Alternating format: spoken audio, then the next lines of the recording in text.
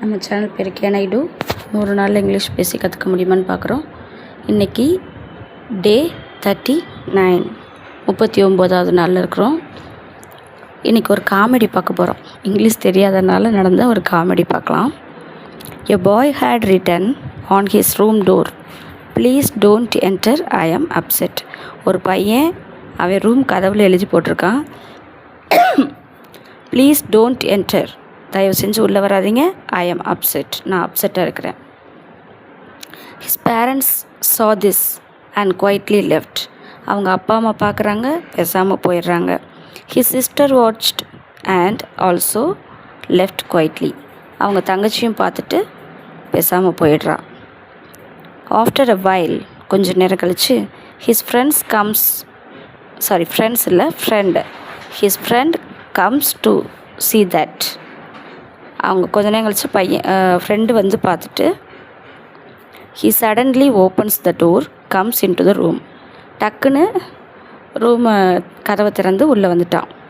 And asked, கேட்குறான், what is this, இது என்னது? Something is written in English on the door. ஏதோ இங்கிலீஷில் எழுதியிருக்கிறியே. Did you go to a spoken English class without us? எங்களை விட்டுட்டு நீ ஸ்போக்கன் கிளாஸ்க்கெலாம் போகிற போல இருக்கே அப்படின்னு கேட்குறான். ஹியரிங் திஸ், இதை கேட்டு த பாய் சடன்லி லாஃப்ட், அந்த பையன் சிரிச்சிட்டான். நாட் நோயிங் இங்கிலீஷ் தெரியாமல் இருக்கிறது can lead to funny situation like this sometimes.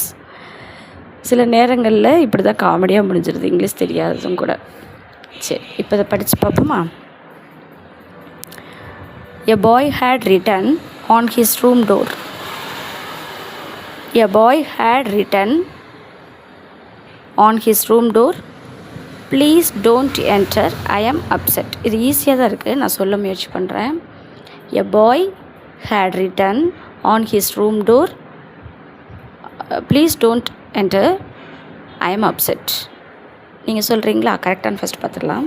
A boy had written on his room door, please don't enter, I am upset. சொல்லுங்க.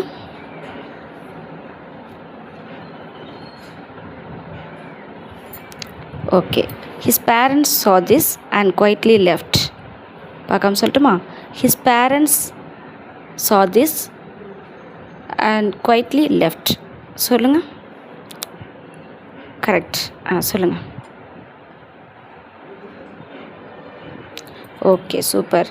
His sister watched and also left quietly. சொல்லட்டுமா? His sister